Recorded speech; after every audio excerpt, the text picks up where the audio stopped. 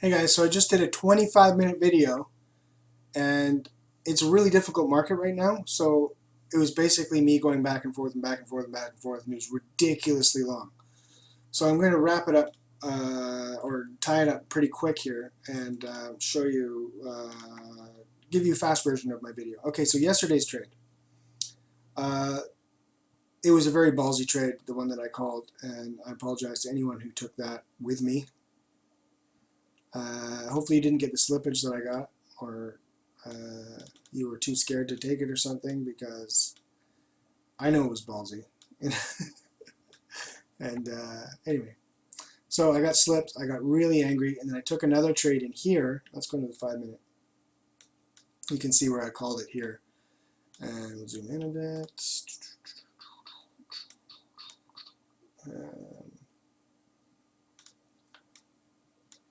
Yeah.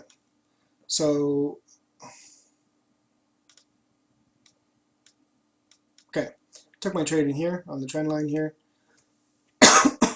Immediately went up, a couple pips for me. Came down, broke through, and then I was like, well, it's still on the trend line, could give a engulfing candle, because it was about, yes, exactly the right time I like to see the market turn around. And then it got to, was like 15 pips below, and I was like, I'm toast, and let it go through my 20 pip stop loss, and it gave me a 6 pip slip, so I got hit for an extra 6 pips. Anyway, so I was furious about that, because I've been with my brokerage for 2.5 years, and I've never seen anything like that. So I was like, what the, tootly toot, swearing. And yeah, so anyway, immediately, nearly, it came down to my next trade, and I was still angry, and I took the trade just based on mechanics, and when I was in the trade, I was like, what am I doing? I don't trade when I'm angry. I need to get out of this trade. It had gone to 0 already, so I went to exit the trade at 0, and it gave me a 2 pip slip. Oh my God. So at that point, steam was coming out of my ears, and it was time to go in and enjoy my wife. Okay, so anyway, that's what happened in there. Now the market stopped at 50%. It actually, much later on, gave another entry that was quite excellent. This entry right here was a beauty.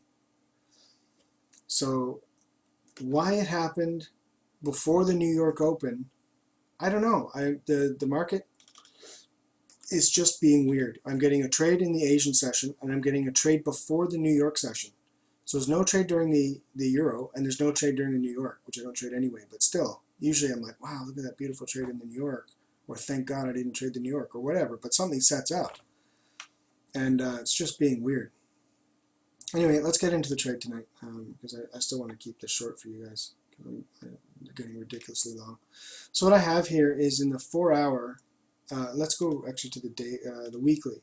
The weekly, we're still playing with this trend line here. We couldn't get above it last time we tested it, and it looks like we're going to go try again.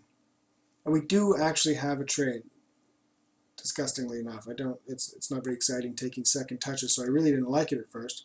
But we do have a reason to try it. We have an ascending trend line here that was already said, yes, this thing is an ascending trend line. So we could go up here for a double top, basically, and we could create an M pattern. And I have a guru that I watch, and he's talking about this leg might not be done coming down. So if there's going to be another leg, we could get a beautiful M pattern. So it would look like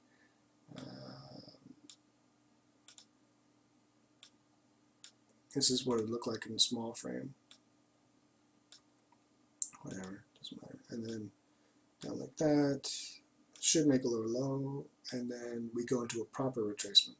So it still could be. It still could be. So I'm going to leave that. I really like that as a scenario, and not because of the could be's, because it's already told me, the market has told me that this level is difficult.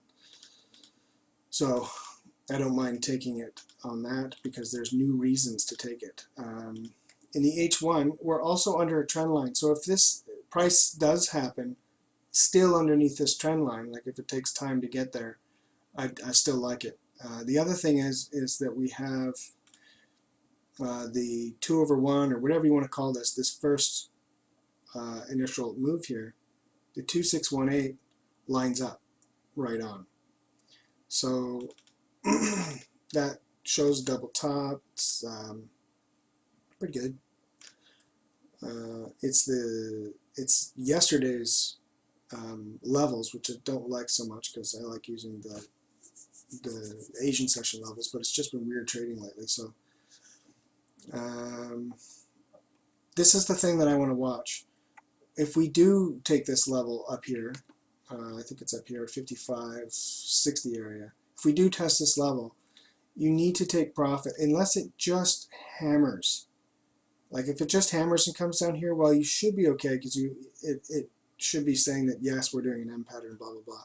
But if it toodles, you need to look at taking profits above this trend line and this trend line, which isn't that, you know, where it's not that far away. So 24.61, and it moves up. So if you're going to take a trade out of here and it toodles, you might only get 40, 50 pips.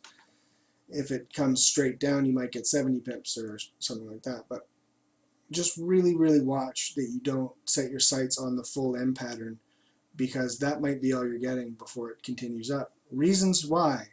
This could be the first initial leg. It did stop at a 50%, which is a take profit level, not really a trading level, but regardless. It did stop at the 50%, and we could be on our next move up, like this. And if we are going up into that leg, we have two levels that I've got here. 26.50 is a sell. I really like that sell. And 27.50, which I don't have here actually.